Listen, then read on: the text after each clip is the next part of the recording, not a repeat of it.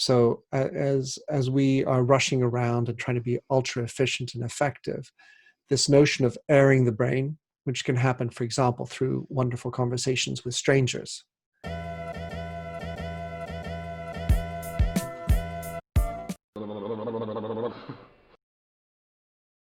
Where does this color code come from? What are the other colors? Oh, interesting. In my calendar. Well, so basically it's about having, so I have different kinds of colors. So for example, when I'm doing my podcast, there's a specific color, it's brown, but there's no relationship between the color and the specific activity. Then I have, I live in France and in England, so I have yellow when I'm in France, I have purple when I'm in England. So that's just making sure I know where I am, and my wife, who has access to my calendar, can more easily feel when then I have another color for traveling. Then I have red for interviews. So that sort of stands out in another color. Like this one, it had a red color. Then I have time for me. I have another time. I use orange for time for me, because I think it's important in the stressful environments we have to take care of you. Right now, as we speak, I actually have a concussion. So just before we started speaking, I sat down, first of all, to be present. So that's before any important, I would say, or any public engagement, and that's all things in proportion. I like to just make sure I'm seated down, let the silt come down, filter, so I'm being present with myself. When I got up, though, I had a concussion and my head went woo crazy, so I had to sit right back down again. Anyway, I don't know why I told you that, but yeah, being present is a key thing with any of these. And the color helped you to get into that space. Well, it does. It alerts me. Hey, this is what's about to happen. Oh yeah, I got to spend 5 minutes to do that, and I try to carve out time for me.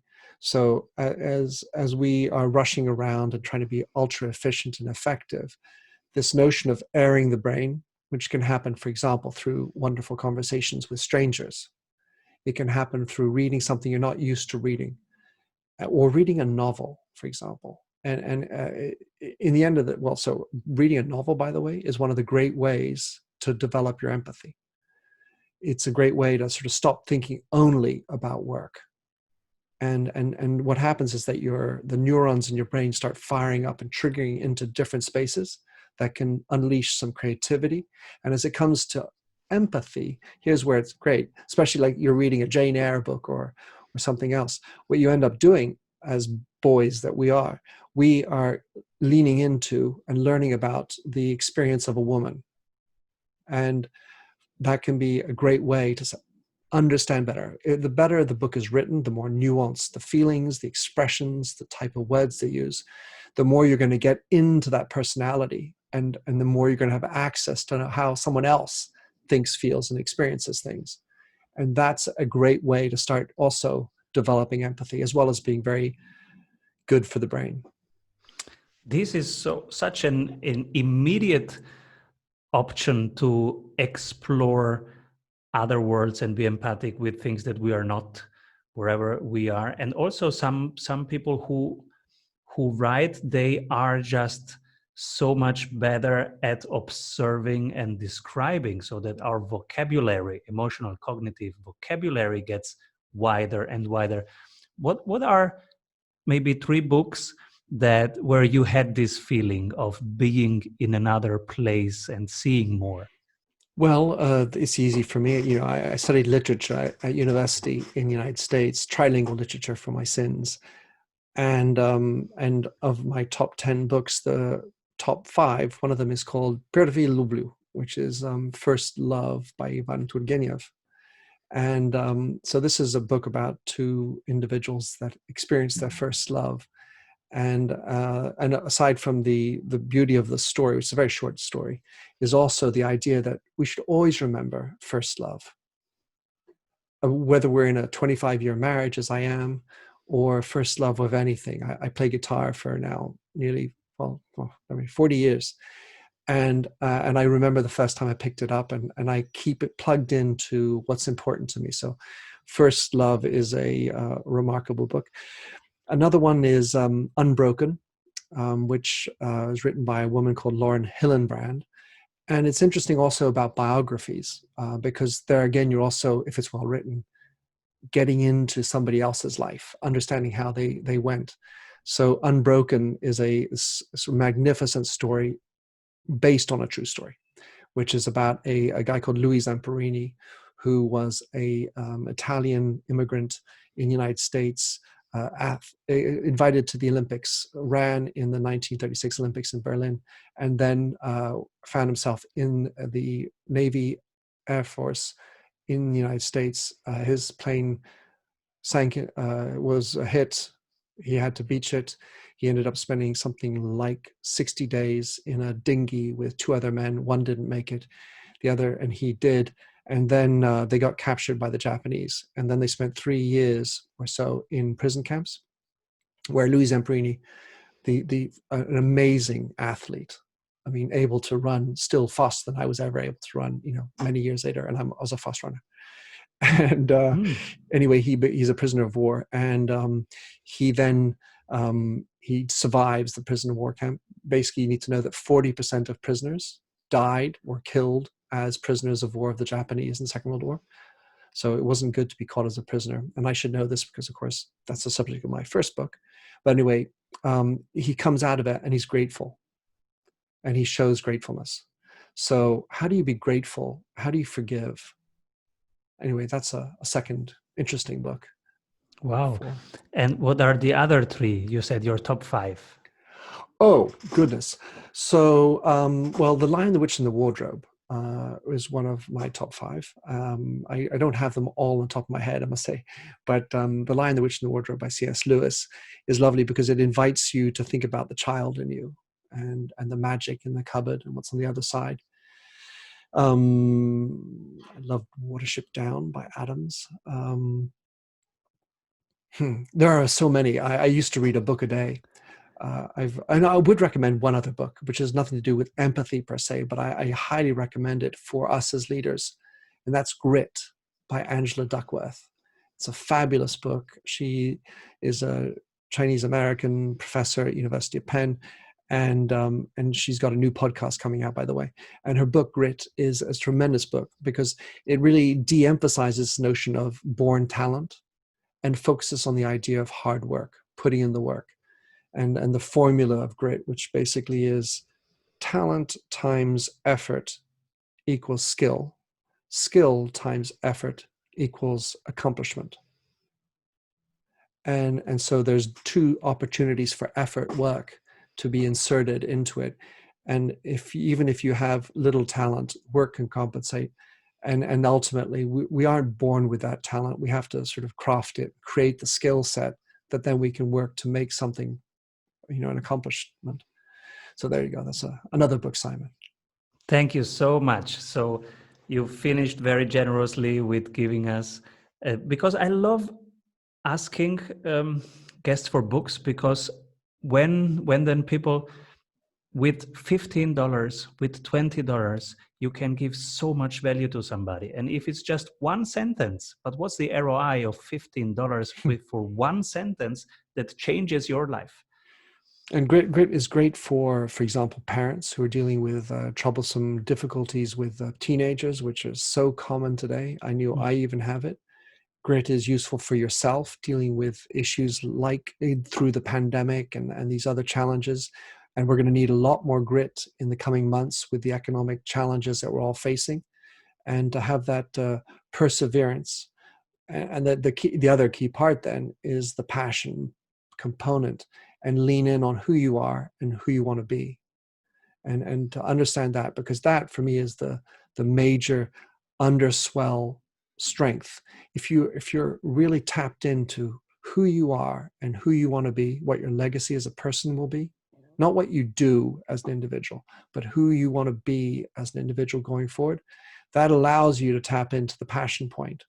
And then marrying the perseverance and passion as we get older, of course, allows you to have that grit to lean in. Comes more naturally, if you will, with age, where we've sort of been around the block.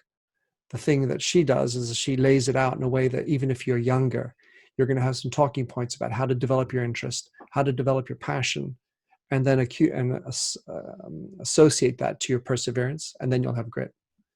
This is beautiful. And especially now, the last jewel that you give away, who you are versus what you do.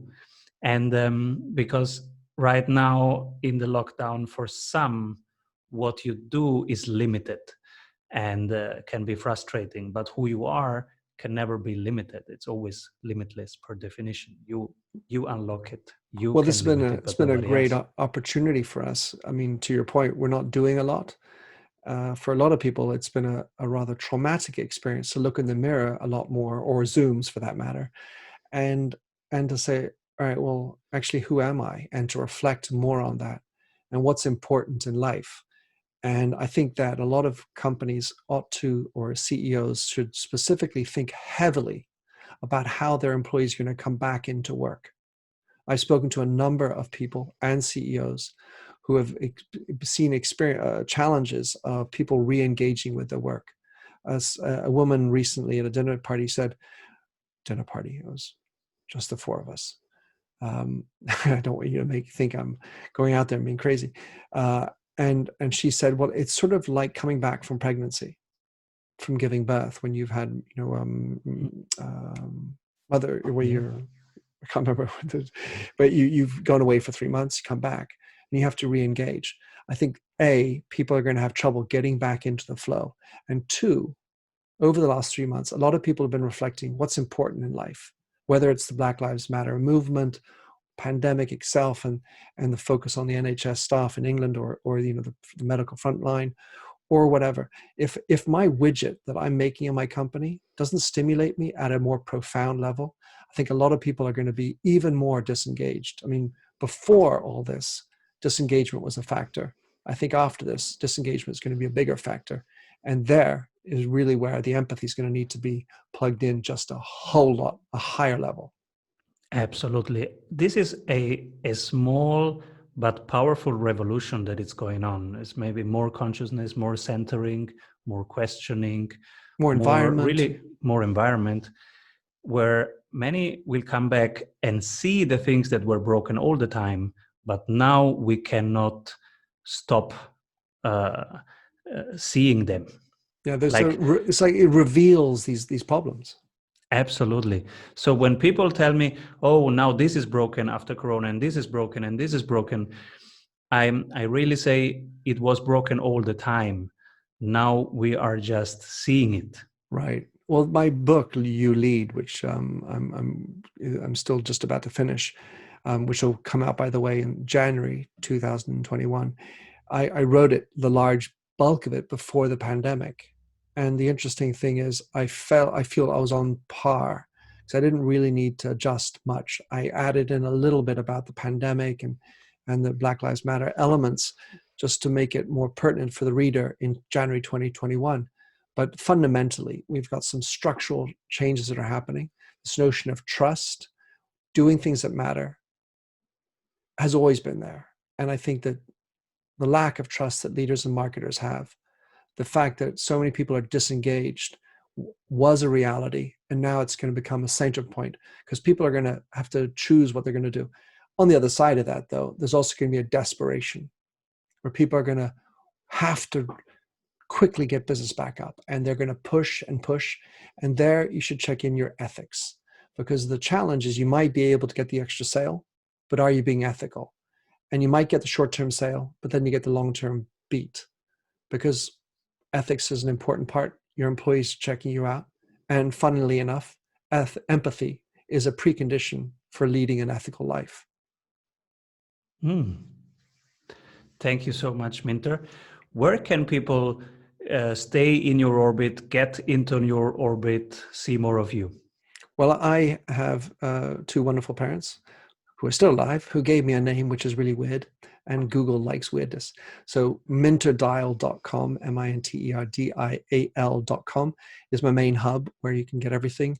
My book, Artificial Empathy, there you go, it gets in tune, is on Amazon, as is everything else I do, writing-wise. And otherwise, follow me on Twitter, MDIAL.